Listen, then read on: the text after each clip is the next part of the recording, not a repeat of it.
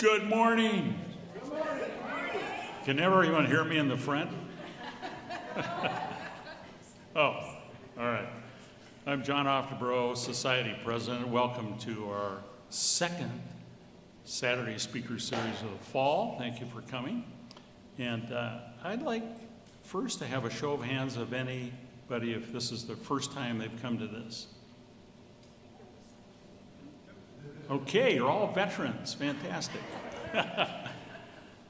And if you know people who haven't come, I guess next time would be a good one because we have a great speaker then too. And I don't know where everyone's stuck on the freeway or trying to get through the fog, but maybe there'll be late arrivals. So speaking of members, which I'm sure most of you are, and if you're not, take a couple of minutes to walk through our museum and perhaps join our society. That'd be wonderful. And speaking of members, and I think most of you are, there's a special feature the next time we meet in here. You'll be able to elect a slate of officers who agreed to run again unopposed.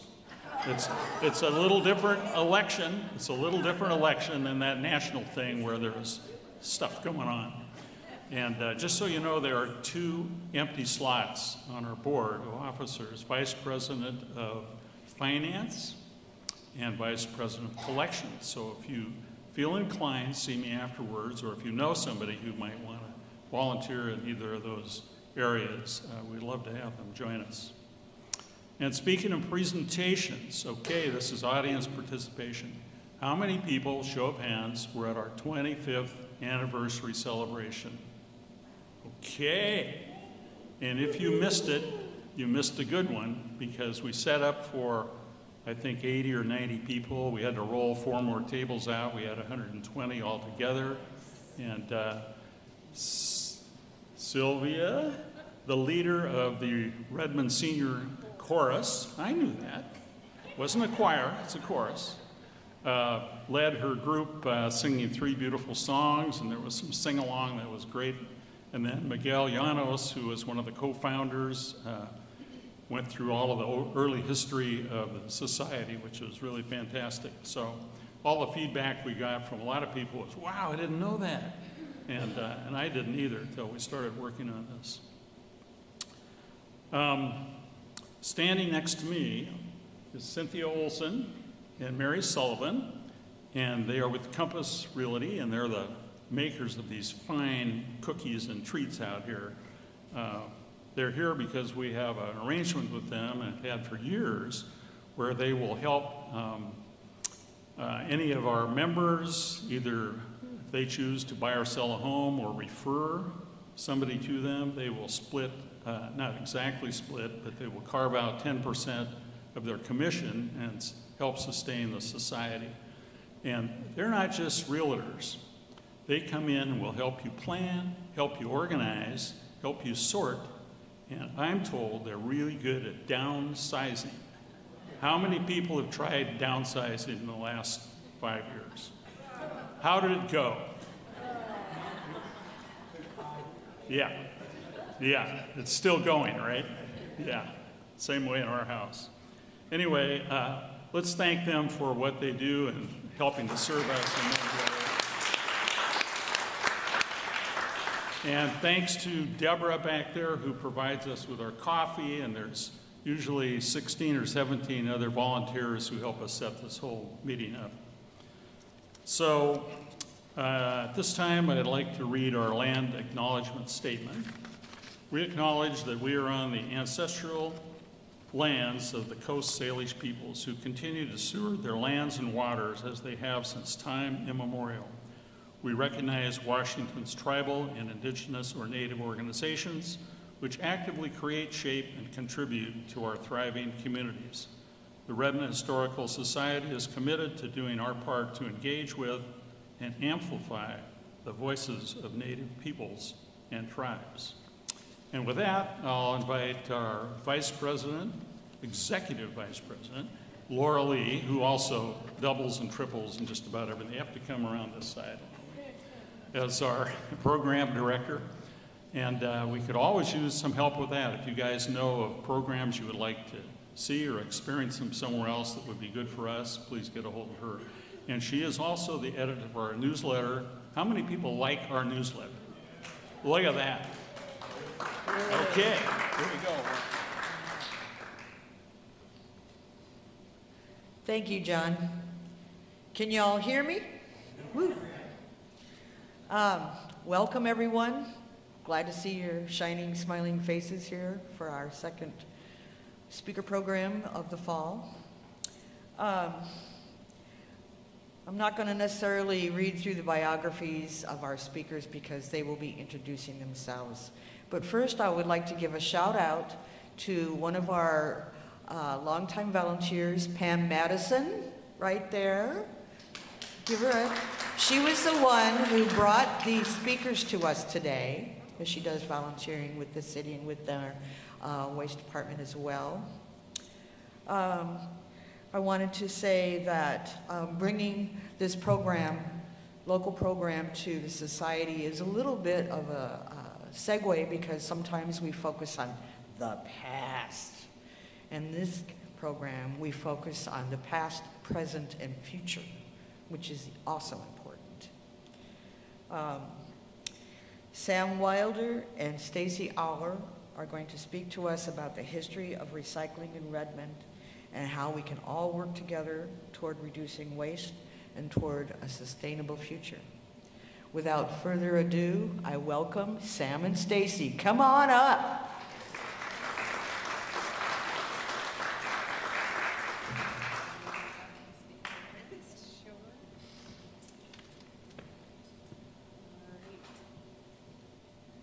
So, am I close enough to the mic?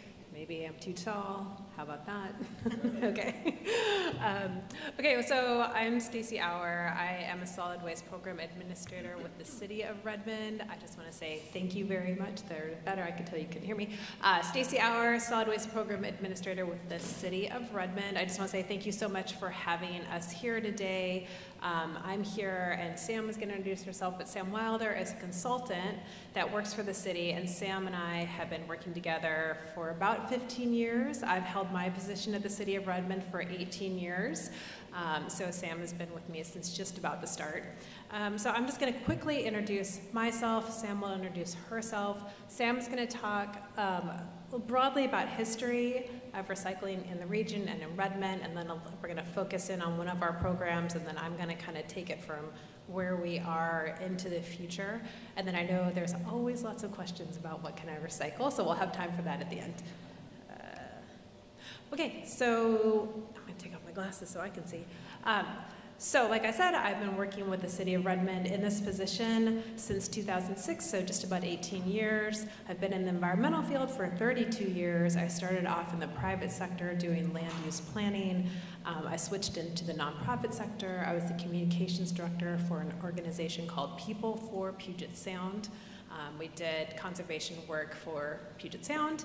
And then I moved to the public sector, working for the City of Redmond. So I've worked in all sectors.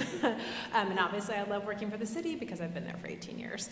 My background, I have a master's degree in public administration from University of Washington, a degree in environmental policy from Western, certificates in conservation biology and wetland science. So I really have always loved the policy side and the science side, but really have landed in the communications world. And I was raised in Redmond, so my parents moved here in 1970, right after I was born, from California.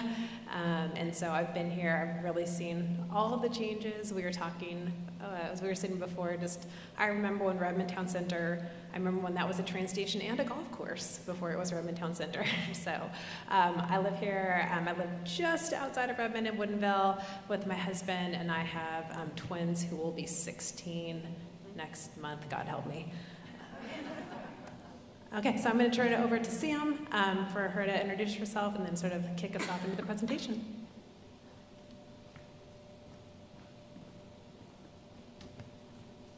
Well, thanks. Again, super excited to be here today. Thanks so much for inviting us. So again, my name's Sam Wilder. I'm a contractor for City of Redmond and other cities. I've been in the field for 27 years now. I went to Penn State University, so I'm originally an East Coaster, but came out here in '97, so I've been here for a while now. Some of my certifications, Climate Reality Leader for the Climate Reality Corps. I've also worked for Student Conservation Association, U.S. Fish and Wildlife Service, Hawk Watch International, Bureau of Land Management, Pacific Science Center, doing wetlands, delineation, hawk banding, and sustainability work. So since 2002, I've been a consultant. I've stopped counting at 3,000 presentations that I've made, so I know it's more than that, but that gives you an idea of how much I present. And then I've worked with over 2,500 businesses on different eco-improvements too. So my other things that I do wildlife photography. What an area, Marymore Park, so many beautiful places to go around here. I play bass and I also play theremin. So we're gonna start with a question, and this part is interactive. Can you hear me okay? Great. So we're gonna go with the first 3 hands up of what you think, how many residents were in Redmond in 1960? First 3 hands up for a guess. 1, 2, 3, there's a few. So we'll start, I think yours was up first. Go ahead. 2,500, what's your guess? 30,000, okay, what's your guess? I don't know. We'll take a guess. I was around in the 1950s. Okay. This is my school. Okay. There weren't many people here. Okay, so a number? So it was pretty low. You know, I rode my bicycle when I was 15 years old down the middle of Redmond Street. Yeah. No problem with cars. But what would be your Price is Right answer?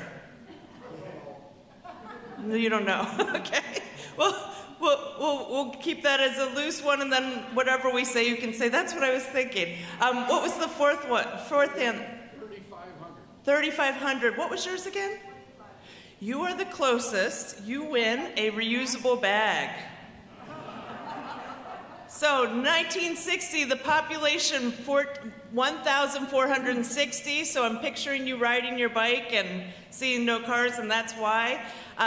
So now we think a little bit about early waste organization. We went to the Historical Society site. Great description of Scrub the Hub that happened in 1960, one of the first community-led ones, getting ready for the World's Fair, cleaning up as a community. 1961, solid waste carriers are added as a regulated utility. 69, no more open-air dumps. 72, the first state waste management plan banning the burning of waste. So we can see a lot of things were happening pretty quickly there. Second question. You know how this works again. First 3 hands up. What year was the first curbside collection program, not in Redmond, but in the Pacific Northwest? 3 hands? Take a guess, any year. Go ahead. 1970 is our first guess. 2 more, go ahead. 1980? You got it. 1975. So you win the next bag. Great job.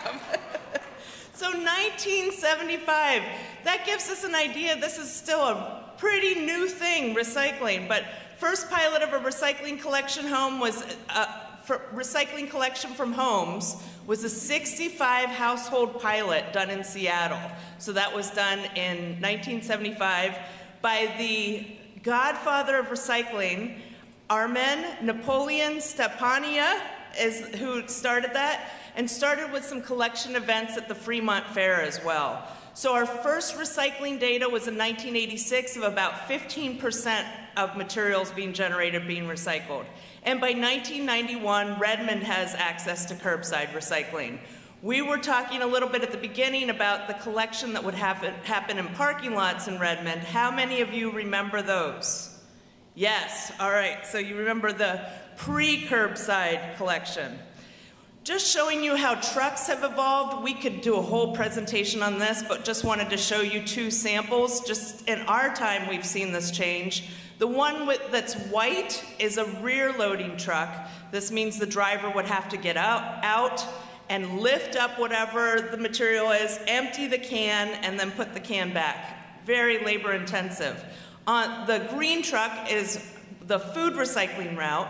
This one's great. It has a can in the front, An arm comes out, grabs the cart, tips it into the can so the driver can even see if it's contaminated or see what's in there, and then puts the cart back. So a lot has changed in trucks in that time too.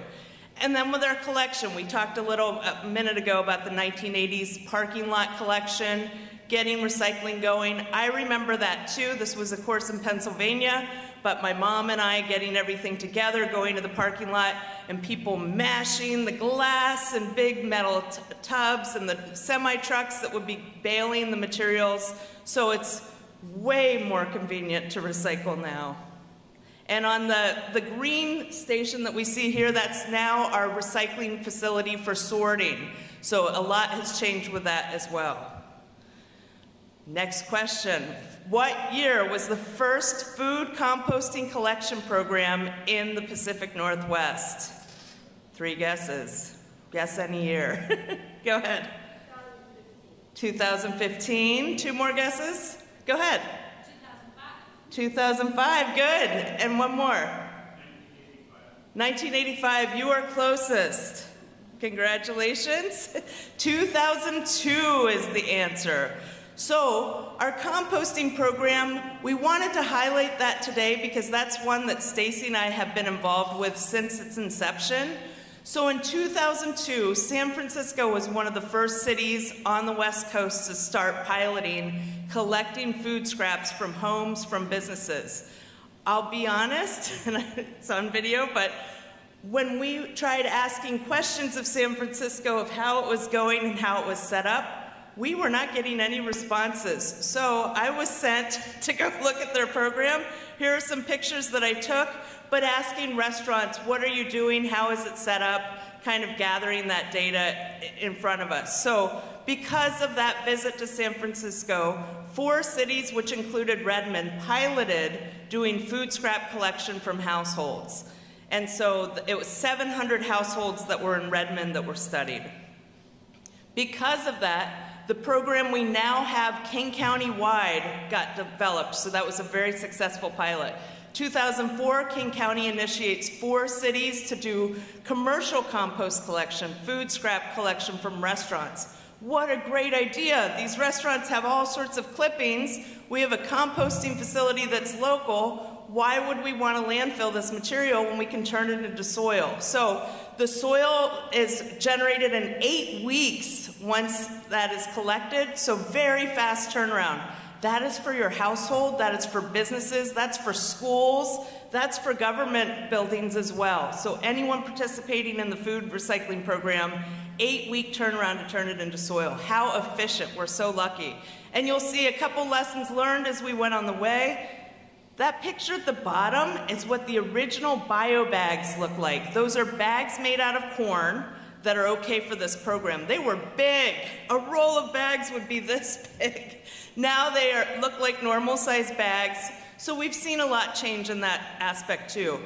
Also, the whole time we've had misinformation we've been fighting. So at the same point this new program was starting, you'll see this picture I took of the old Rainier building that had a giant banner that said, Tully's cups are compostable. They were not. They were not okay for this program. So this whole time there has been issues of folks feeling like they know the answer and it not being something that the compost facility can take. Because again, it has to break down in 8 weeks, and something might break down in 100 years and you could call it that it'll break down, but that doesn't mean it can go in the program. So just kind of showing that that's been a barrier along the way. And then a couple other quick things. The first festival that had composting, this is the Bite of Seattle in 2005. And then 2007, Marymore started. That's still the same program that you see there today. Has anyone been to a Marymore concert this summer? Yes, isn't it a great place to see a concert? So that program's still going. And now, another question for you. I think this is our last question for winning a bag, but what year did Redmond businesses, schools, condos, and apartments have access to food composting at no additional cost as part of garbage service? 3 guesses, go ahead. What was that one? 95, first guess? What was it? 2020, and one more guess? Go ahead.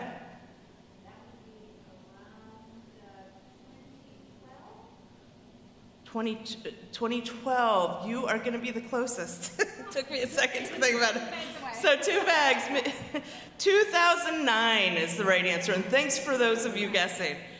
So 2009, here we are kicking off composting in all the schools. Did you know all the Redmond schools have food composting in their cafeteria? So I always think if a business or a restaurant says, we can't do this, we have 700 kids in an elementary school that know how to go through and sort. Everyone can do this. It's very easy. So that got started. And then the program that still exists today, free composting as part of garbage service for businesses, apartments, and condos. So if you live somewhere or work somewhere that doesn't have composting, be sure to let us know because we can help get that set up. And it's free, it's very easy to do. Apartments and condos get that little tan container for each of their units for collecting compost, and it comes with bio bags and instructions. So very easy program, going since 2009, still going very, very strong. And then for Derby Days, because we saw a lot of information on the Historical Society's site about Derby Days, so we wanted to kind of extend where it went. So vendors start composting at Derby Days in 2010. 2011, Redmond Town Center starts composting with all their restaurants. Oh, there is one more question. And then one more advancement happens with Derby Days. What year were reusable cups available at Redmond Derby Days Festival? Pam. 2023. Any other guesses? Is everyone scared of Pam's guess? Oh, go ahead. 2013. Another good guess. And last one to get our 3. Go ahead. 2014. Pam's correct. And I know Pam, so vendors attend Compost Derby Days, but the reusable cups you'll see, and Stacey, do you mind grabbing those? That's these. They started last year, and Pam was involved with some of that, so that's great. So 2023, reusables, because composting's great, recycling's great, but the more that we can reuse things, that's the best, because we're not having to keep making new things. So now things like the reusable cups are in play for Derby Days. And in 2024, we started also adding these trays. So if you did anyone go to Derby Days that's here? A few. So if you were in some of the food areas, you'd see those for nachos. So every year we try to expand that and reduce waste more and more. So last couple things before I turn it over to Stacey, but just kind of showing another lesson learned is improving our signage. You'll see over time that we have less words on signs, more big photos. You can see on the far left, so many words. How would we, and this sign's like this big. So how would we read all of that quickly? So over time, making the signs larger, having lots of clear photos. There are always things that can be done to be better. We keep trying to figure out what will be more effective. We know some of these things can be confusing, so we're trying to simplify messages and have really clear photos on it. And then here's some results. So this is in 2004, the first residential route for food recycling. Do you see much food in there? No. 2014 you do, so that's improved a lot more people participating. The results for the commercial, you can almost count how many bags are there. So this is Redmond's business program of how many restaurants were collecting food compost. Look at it in 2019. That's about 7 tons of food compost that's there. So a lot of great material, and that's really increased a lot over time too. So some quick results for this last year, Derby Days. Over half of the material was recycled or composted, but we also know we introduced things like the reusables. For the business composting program, there's 241 participants right now. There are 10,000 apartments or condos that are participating in the food composting program, and we project for this year that 600 tons just from the business composting route will be collected. Very exciting things. We keep trying to divert that garbage, have less waste, and keep things in the loop, and composting and recycling are great ways to do that. So this question won't have a prize. We'll go by a show of hands. But which items are included in Washington legislation that has started in the past 2 years? Raise your hand if you think it's one as I call it out. Do you think plastic bags have had new legislation in the past 2 years? About half the room agrees with that one, okay. How about plastic utensils? A smaller amount agrees with that one. Plastic trash bags? No one, okay. Styrofoam, all right, great. And commercial organics, which means businesses, schools, a couple there. Before I turn it over to Stacey, know that all of those things have new legislation, so she will dive into some of those things.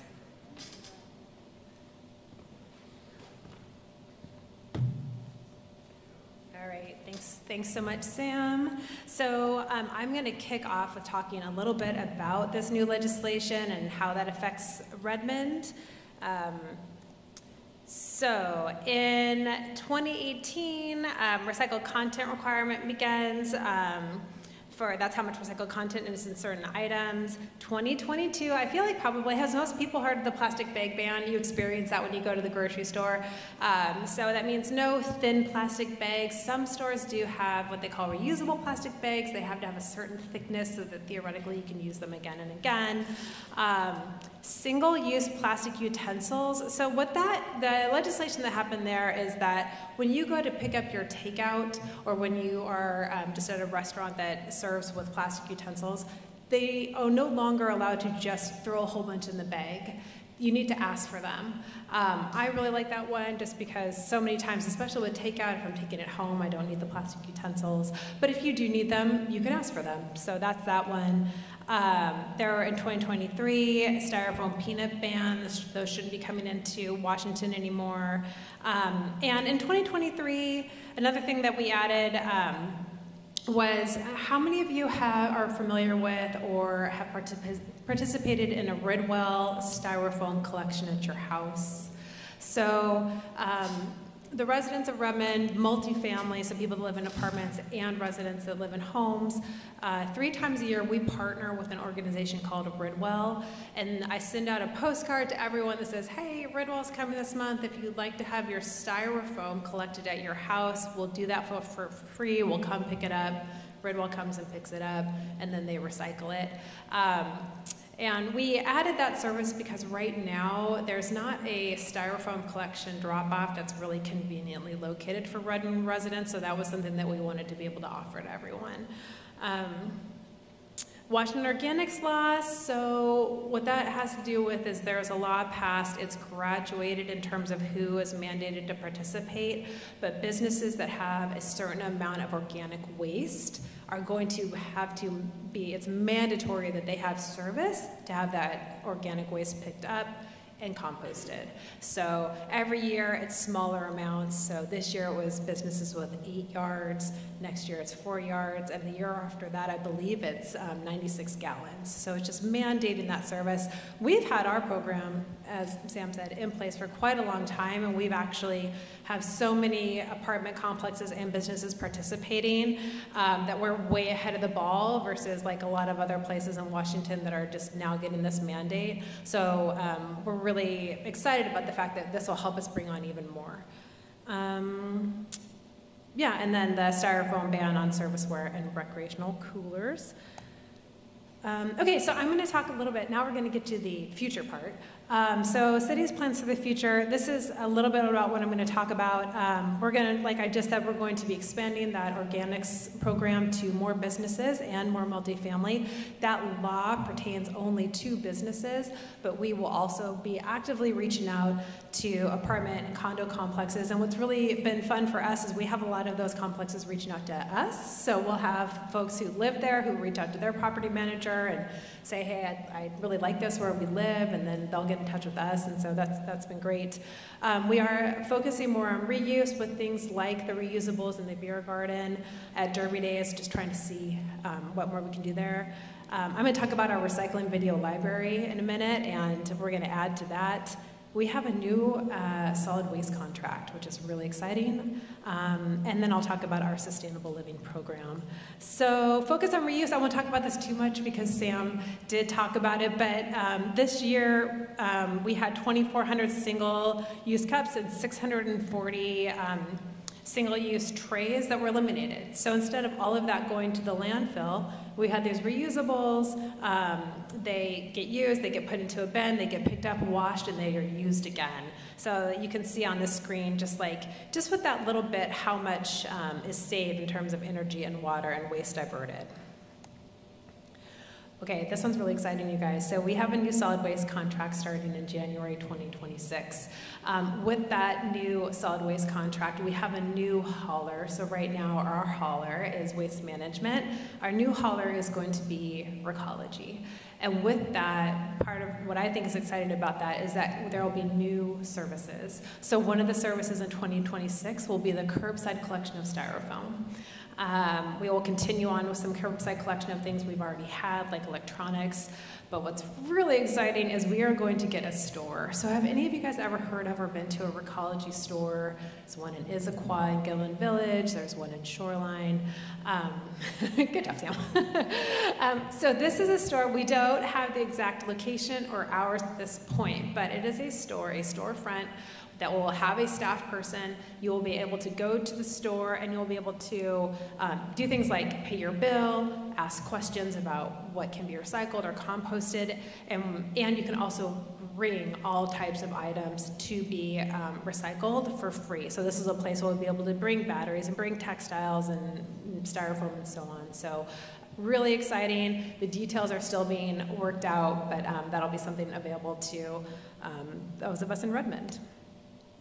So has anyone here seen the recycling video library on our website? This is a really exciting resource. So a lot of us are getting information these days in short videos.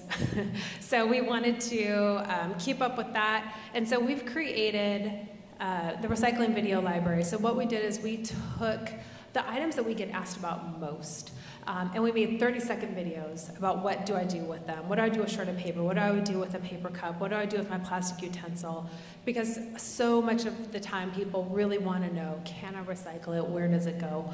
So there is, I believe, 36 videos in the recycling video library on our website right now, and it has everything from like what goes where, but also tips on how to reduce your waste, tips on how to reduce food waste. And the next thing we're going to do is we've kind of tackled the what do I do with ones with these 36 videos, and so now we're moving on to a new kind of video library. We're calling it Sustainability Stories, and we're really trying to go out into the Redmond community because so many of you are doing really neat things in terms of recycling, reuse, sustainability, and getting your stories and making the short videos about that so that that can be shared to the community.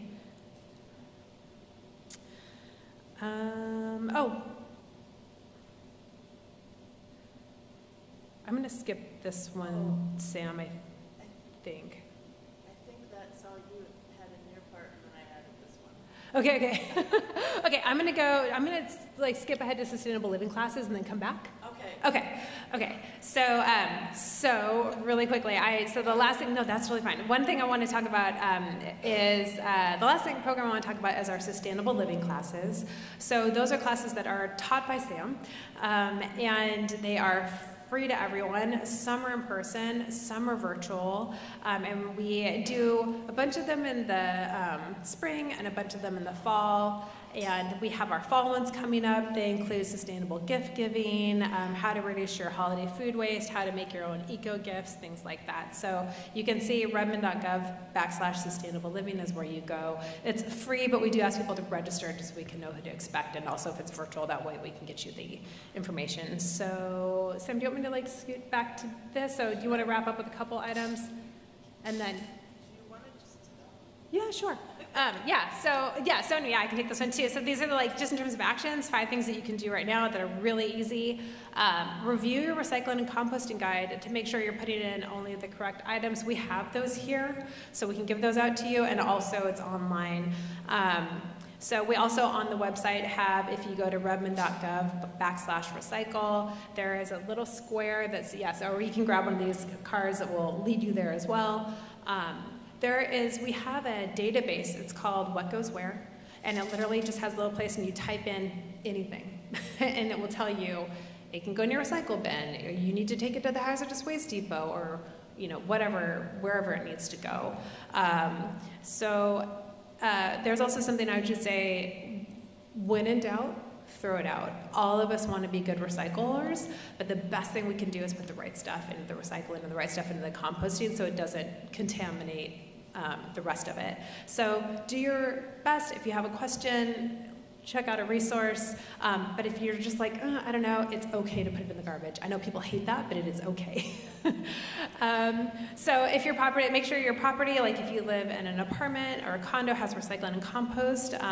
If not, you can ask your property manager. You can reach out to us. We're going to share our info, or reach out to me, and we can help get that going.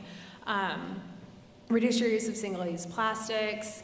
So refuse and reuse plastics, items like plastic utensils, straws, plastic takeout, that's what we talked about before, so the best that you can. One thing that I've taken to doing recently is I have a little set of utensils that I keep at my desk at work, and so if I'm in the office and I, forget to bring my lunch and I grab takeout, I already have my little utensil set in the office, and I've been amazed how often I've used that. So like simple things like that can really reduce your wasted food. So we do have, I believe we brought some of the, so we have some information, some flyers about how to reduce your wasted food. Those can be as simple as how you store your food or how you plan your shopping. And then the sustainable living classes that we just talked about. Here's some tools. So we have things, we have presents for everyone that wants one.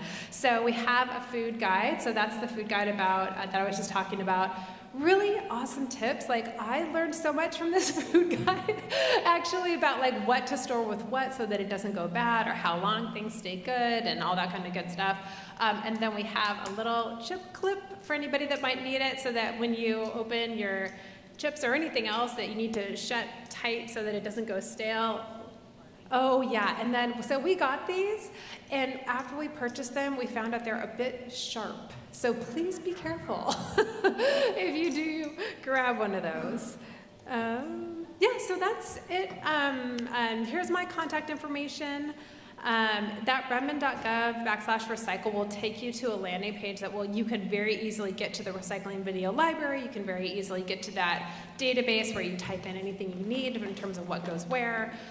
We brought a whole bunch of, so we have all the food guides, but we also brought other information for you guys if you want that. And Sam and I are happy to take questions about anything we talked about, but of course we're also happy to take questions about what can you recycle? Yeah.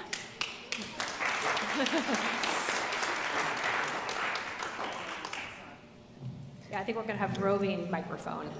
Yes. Just a minute. Yeah. There are rules. This is a classroom, It's been around since 1922, right, Tom? That's when you started here, right? Yeah. Anyway, wait for me with a mic so that we get this on the recording. And here we go. Mary? So I'm a big recycler, and I love to reuse and give things away. But I'm wondering about when you recycle and it goes into the bin, do you need to wash it first? Like cups and things like that you can recycle. Right. I never know whether I'm supposed to just throw them in as is or wash them first. Right, so you want your recycling, for example, like a peanut butter jar, you want that as clean as possible. You don't want to leave it half full of peanut butter or half full of your bin, half full of sour cream or anything like that. Give it a rinse. If it's peanut butter, even maybe give it a little scrape. It does not need to be washed out with soap and water. Oh, I put it in the dishwasher. Yeah, you can do that, you don't have to. Yeah, so I would just we really want it as clean as possible, like really just like a good, like almost like as if if you had a tub of yogurt and you ate up all the yogurt and you kind of got around the edges, that's great. But yeah, so no need to soap and water, no need to dishwasher. If you do that, you're definitely going the extra mile, but you don't have to. And I've got a couple of questions. I'm property manager for Briarwood Condominiums on Avondale. Okay. And we were one of the first complexes to actually do your composting. Yep. But my question, first question is, on the actual recycling, we have people from different countries who have been throwing cigarette butts in the recycle. Okay. And if you find them in there, what do you do? How do you segregate the two? So, so you should not do anything personally. So in terms of getting them out there. So we don't encourage anyone to dig into the trash or the recycle. So I can tell you a couple different things. So one, in terms of like they're already in there and they get picked up at the recycling. So all the recycling, and Sam showed a picture at one point of the recycling center. So all of our items go to the Cascade Recycling Center in Woodinville, and they go through a multi-step process to sort through everything. And so kind of the paper is going one way and the metals are going another way. And at the end, there is something called residual, which is the garbage. So basically, for those types of things, they will take a long trip to the garbage. Okay. So it is okay. And in terms of some outreach, like we can talk later, because that's something that I can certainly help with. Like we can even design a sign that we can pop onto your recycling, very specific to that. We have language help at the city in terms of like, if you know what language that is, I can work with the city to get our information translated or transcreated into something. So we can help with that type of outreach if there's some misunderstanding there. Okay, and on the go ahead, Sam. on composting. Sorry, just to add to that one too, sometimes like with dog waste or cigarette butts, making sure if they're being generated there, having somewhere they can put them. So adding an ashtray, adding a garbage can, because dog waste can't go into... I've got the coffee can with rocks in it, yeah. Okay, got it. Perfect. And just another thing, if you're using Google Translate, I've found that super useful for fast signs, that if you do know what language, the city can help, but if you need something fast, that can be a way that you can have it printed to say, please don't put them here. Or even a conversation, Yeah. like with Google Translate. So I was out of the country over the summer in a foreign country, and we use Google Translate, and it works so well. So if it's a resident that you feel comfortable talking to, even using Google Translate on your phone is something option. One more question. Okay, Sure. so one more question on that recycling center.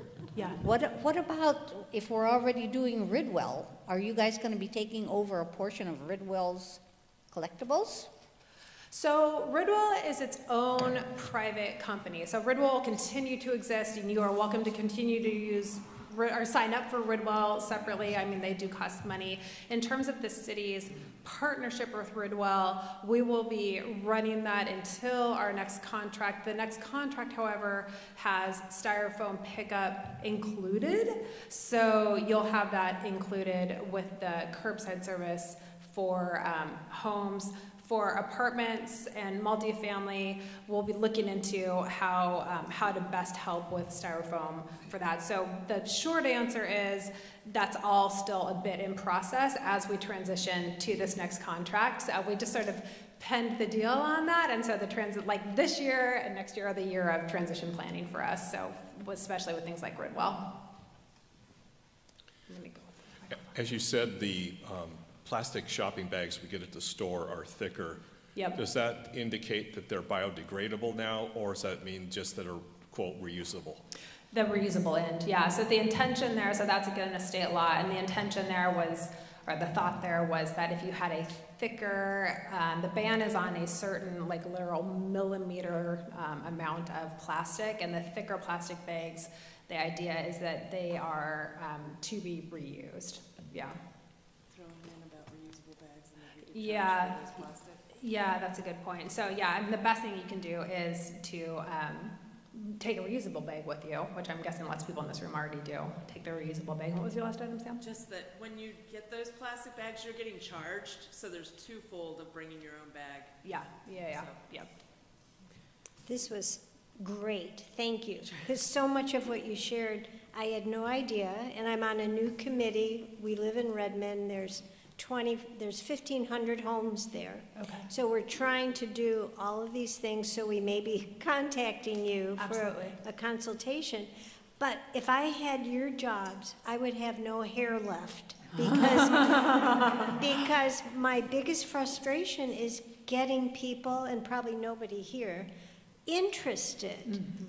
Everybody is into so much convenience, and if they don't get it, they just throw it.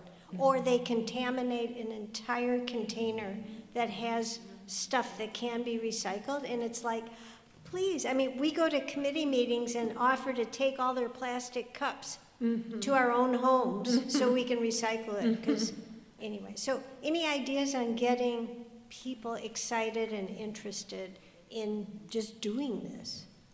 Yeah, I mean, I would say one of the things that we are trying to do, I think some of the time it's because it's complicated, and it has been complicated for a long time. So one of the things that we are definitely trying to do is simplify as much as we can. And then the other thing that we try to do is we're trying to get information out to folks in the way that they receive information, right? And so that's a big part of the recycling video library. It's just like the exact same thought process we're having all the time, right? How do we get people engaged? How do we get people excited? And that's why I really like the recycling video library, because again, that is how they're getting their information. Everybody's getting their information on their phone in 30-second videos. That's how we communicate. So the recycling video library, I think, is a really helpful one for that. And Sam, do you have other thoughts on just sort of like getting people engaged? Yeah. Yeah. So I guess the other thing, I teach so many classes and I talk to people all the time about how they're feeling about recycling. And there's been studies done too. The number one reason people don't recycle is they don't know what goes where. So people have good intention, they just don't know. So I always say in my classes too, each of you now will know the tools to go forth, that when you have people that are confused, you can help them. But the biggest thing is being friendly, because there is that fear that people are going to feel like they're being yelled at or scolded because they didn't know, and it's okay that they don't know. They're trying to find out. So if you get that opportunity, just remembering that most people do care, they just don't know. So if you're able to give them that information in a friendly, supportive way, assuming the best and not assuming that they did this on purpose, they usually just didn't know, and they're happy to have that information. So you know, I get retrained often. The welts on my hand, but I'm learning slowly. Well, no welts. Yeah, no. We don't want We just want to be positive encouragers. positive reinforcement. Yeah.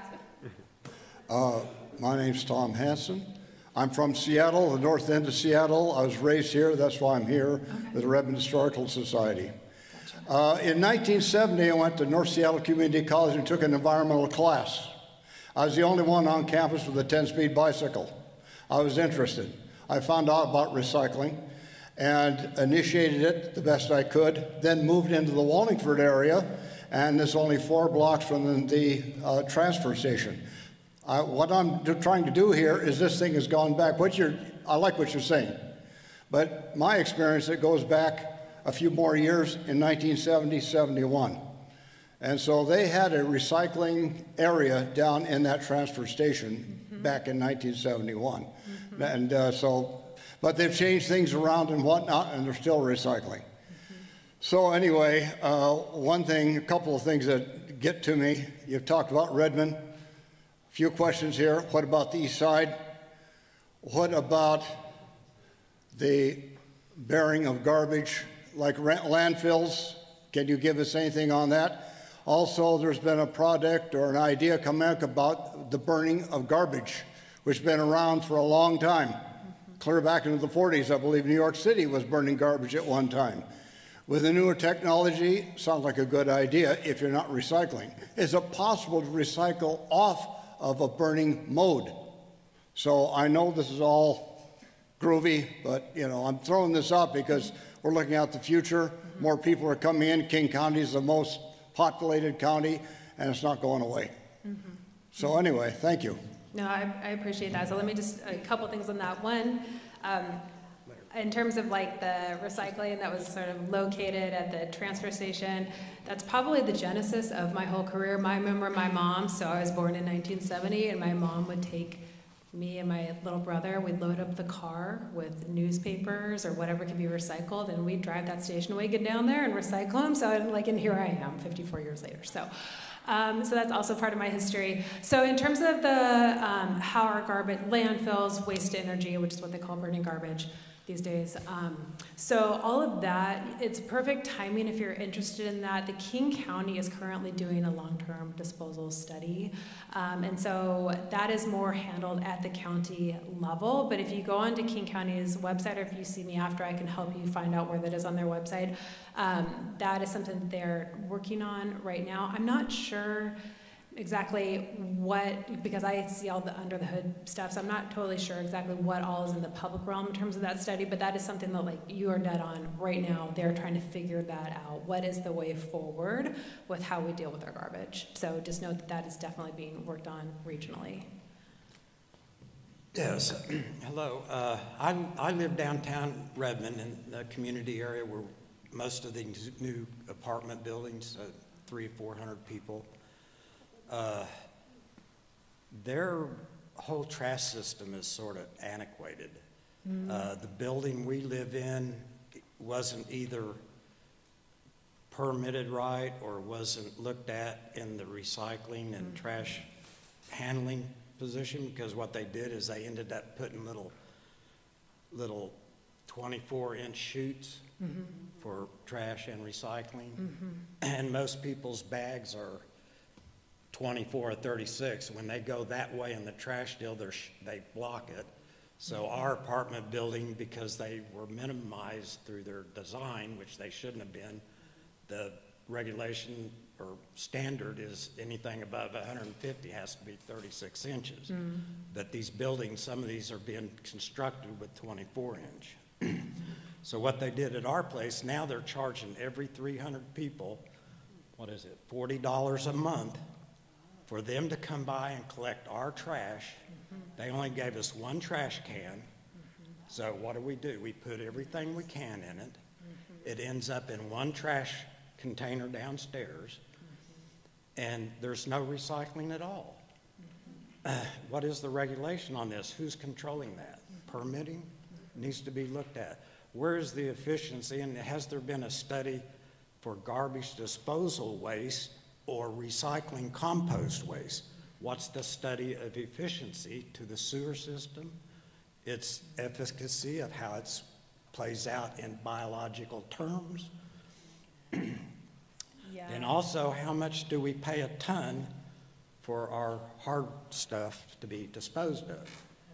And then this new recycling company that comes in 2026, I understand is a lower bid. What is it they are doing in efficiency that's better than what we're using now? There's a lot of things I can see that should be improved in. And it's not viability, it's efficiency now. The next 10 years, it should be efficiency. Because that's where our carbon is being lost.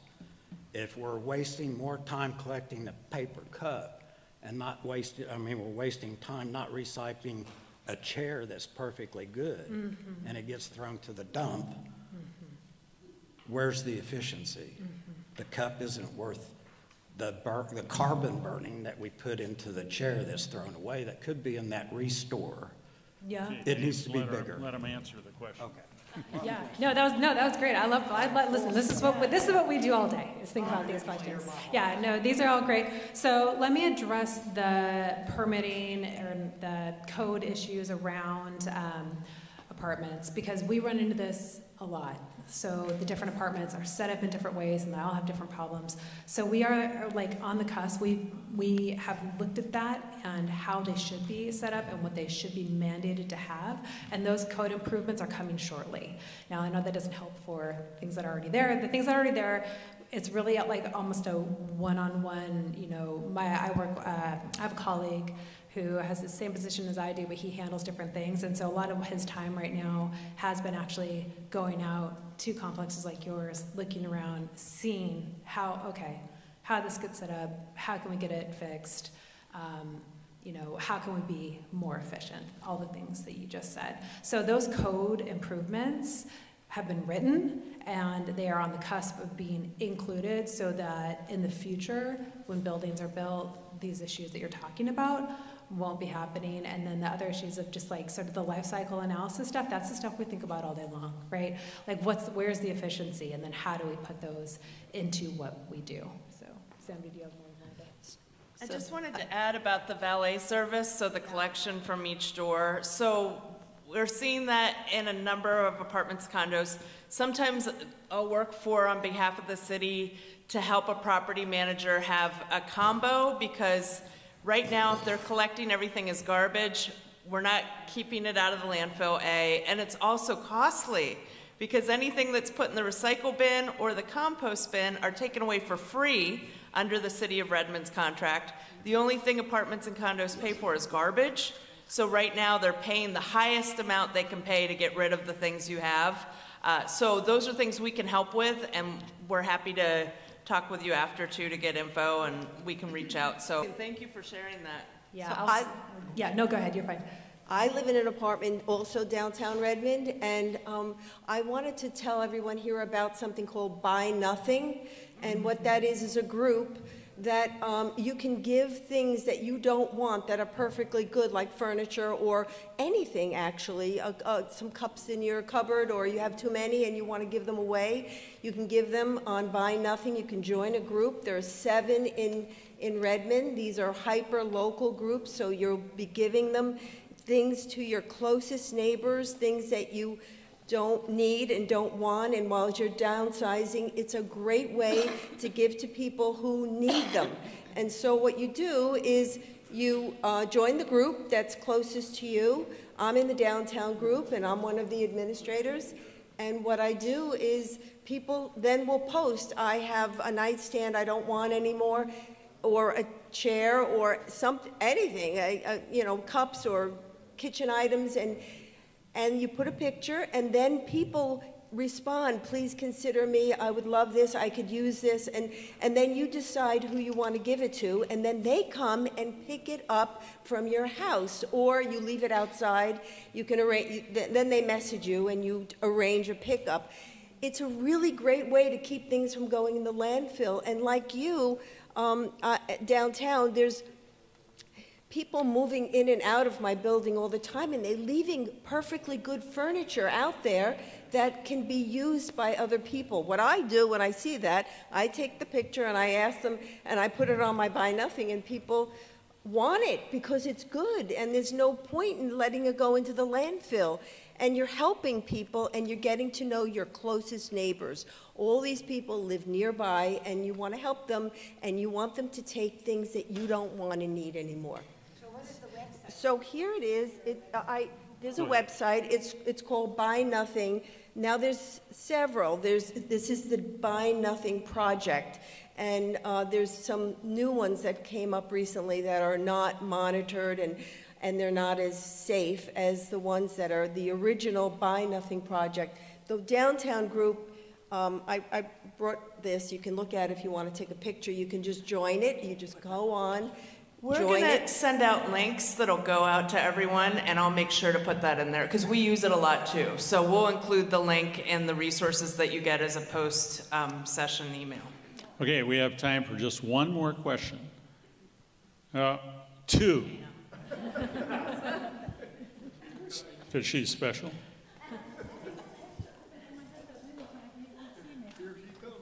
Do I get it first? Yes. Thank you. Okay, I have a bit of a history for you. I'm a child of parents who were born and raised during the Depression. We wasted nothing in my household in the 50s. And what we did with food waste, they had it separated when they picked up the garbage. You had garbage and you had food waste. This is in Spokane. And I used newspapers to wrap up our food waste because we didn't have plastic bags, because I was in charge of the garbage and the whole thing. We wasted nothing. We recycled our clothes in the rag bag. We bought in bulk. My mother canned. Nothing was wasted. I can't remember food going out the door wasted because she had 3 growing kids and no money. During the 40s, there was nothing. People had nothing. During the Depression, there was nothing. So in the late 50s, things started getting good. Parents had a car and all that, and they dropped the recycling in Spokane, and I imagine. But the United States did recycle. This is nothing new. When people have more, they waste more. We had nothing. I wore my brother's clothes. I didn't have my mother made all of our stuff. I had one pair of shoes and enough underwear and stuff for a week. And my mother had a Ringer washing machine. We saved water because my dad was born up in Canada where there were no bathrooms or anything. So just to let you know that this is nothing new. This is just going back to the basics. And as a child, I had a really hard time moving to Seattle because they wasted so much. And our garbage, the guy that did the garbage in Seattle, he would have his container on his shoulder. He would come to the backyard and dump our garbage in that and then carry it out. So this is great. I really had a hard time with the non-recycling. But anyway, that was my little history lesson. Yeah, I really, really appreciate that. We have a similar history in that my mom was raised in Spokane, and she was raised by her mom, who was a single mom, and her grandmother, my great-grandmother, also, of the Depression. And so that's a lot of how I was raised too. Again, probably why I have the career I have, but we were exact same, right down to like we didn't throw away any jars. When we cleaned out my grandmother's house, same thing, like no jars were thrown away. That's what we used for our food storage. No food was ever wasted. Nothing was wasted. My mom also made my clothes when I was little. So yeah, and same town too. Like they grew up in Spokane and Kellogg, so 100% know where you're coming from. I'd like to ask about your sanitizing of the reusables, because culturally we've been told don't drink out of other people's cups, don't use silverware, and I'm wondering how difficult it is culturally to get people to do that. And then could you please explain to us how it's sanitized? Sure. So there's a couple companies happening right now. This one I'm going to speak on our cup. You're going to see this at more festivals, but I toured their facility because we had these questions too and wanted to make sure everything was really safe before putting it in place. And this is a throwback too, right? Because plastic's only been since the 1950s, so we were using reusables before that. But this particular company, they bring all the cups, they bring collection containers, you can put everything in it. If there's still food on the tray, it doesn't matter, you can throw it in there. So then it goes to, it's picked up by truck, taken to Georgetown, and that's where I toured their facility. They sort everything, they sterilize it, they clean it, they have a huge drying room, so they're making sure everything's very dry before it's stacked, because that can be an issue too. So it's so clean. It's super clean. So it's just like getting reusables at a restaurant. So same idea, except we're having it at a festival. And then when they're delivered in sanitized containers. They put a lock on each bin so that once it's open, it's considered the whole thing. It will need cleaned when it goes back. So yeah, really great program. And there's multiples of that happening. I know at Woodland Park Zoo at a concert I was at, I saw a different company that's doing it too. Okay. But great questions, and it's good to think that way. Pam gets the last question. Pam! Okay, so I have two issues that drive me crazy. The struggle I see are those darn clamshell containers from produce. Yes. They're plastic. People see we can recycle plastic, so it goes in the recycling. Help us discern that, number one. Okay, they should go in the garbage, I think, clamshell. And so my motto for myself when I see those, when in doubt, don't. I throw it in the garbage. Then I go to your great library and research the item because of the cost of having to sort all that. The second one is composting. You say that if non-composting goes in the container at my apartment that contaminates that whole load. There needs to be some better visual education on that. So I can address both of those, and I know we're short on time too, so I just want to say we will hang about and answer more questions too. And be sure you get the recycling guide, which segues perfectly into your question to bring that up. So plastic clamshell containers, that's one of the top things people will put in the wrong bin. Those are not recyclable currently, those go in the garbage. It all depends on markets though. That's why our recycling list changes. When people are willing to buy it and turn it into something new, it can go on the list. When they no longer are in business or there's not something to turn it into, it comes off the list. An example would be shredded paper. How many of you know that's garbage?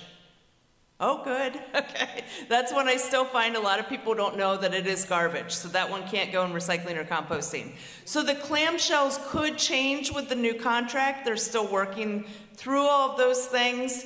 Sometimes it'll depend on what the markets are like at that point, but that's why those things come and go. For composting, this is a continual battle. It's just like that Tully's cup that we try to get the word out. All bins have these really clear signs with the photos. I do outreach, I'll do events at apartments, condos, I'll set up tabling, we will reach out to property managers, and do know that Redmond is one of the cleanest routes regionally because the driver, if they see something wrong in the bin, they take a photo and they send it to Stacey and I. So you're looking at who gets the photo, and then I follow up with them. If we see one thing, like someone was walking by and threw a cup in, we're not gonna mess with that because we know that was a one-time circumstance, and that would be something that could be sorted out. But if we see issues, that will be emptied as trash, and then I'll do some outreach to get things back on track. There's only been a few times that we haven't been able to work it out, like under 5 in the many years we've been doing this. Most times people get back on track. So it's a good point that it's so important. When I do presentations for kids, I always go, no plastic in the compost. And the kids are all like, I'm not gonna put plastic in there ever. So yeah, that's a really good one. It has to be able to break down in 8 weeks. So thanks for bringing those 2 items up. And it does segue perfectly into our guides that we'll have too, if you'd like one. So let me just say really quick on the shredded paper, because I saw a few looks of surprise. So the reason it can't go into the recycling, it's too small. So this is going into a recycling center where it needs to be able to be sorted. Those little tiny shredded pieces, they can't be sorted. They just go everywhere.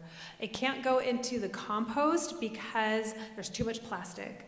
Right? So a lot of the times what we are putting into our shredding is like you'll get the credit card offer that, we always get like a bunch of those, and it has the little plastic window. People shred the whole deal. Well, those little strips of plastic, you don't want those in your compost because you don't want those in your garden. And so that's the reason why the shredded paper cannot go into the compost. So those are the reasons why they have to go in the garbage at home.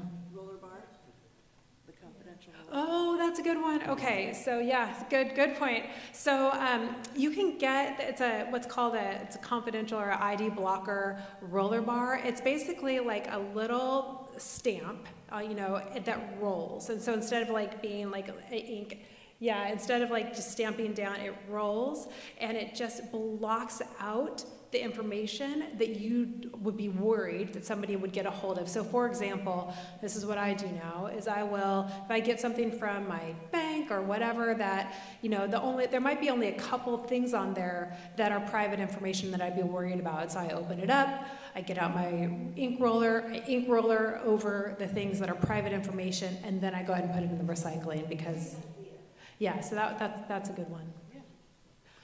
All right, well, this is a college class, and you students have been very attentive. You had great questions, so let's give it up for Sam and Stacey. And lots of goodies up here to come up, take pictures of, take away, whatever. So, yes, so be sure to take some and take some to your neighbors who didn't quite make it today. A recording of this program will be available on the YouTube channel, and we'll send out a link very soon.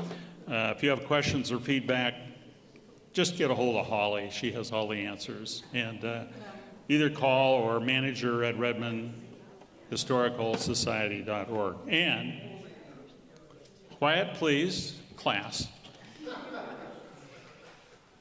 Quiet, please. Thank you. Also, please join us at the Redmond Library for our fall evening speaker series Wednesday, October 16th at 6 p.m.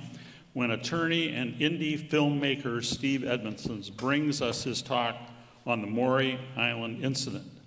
Does anyone know what that is? Do you believe in UFOs? Have you ever seen one? Are you a skeptic? You should be in the seats to find out what he can tell you. Brought to you by Humanities of Washington and the Society and the Friends of the Redmond Library. And Steve will bring us stories about UFO Northwest, how Washington State spawned the Men of Black. All right, Men in Black, yes, all right. You know, there's a UFO guy right back there, too. Thank you very much for coming out, and have a great rest of the day. Thank you. Good job, guys. Yeah, thanks for having us.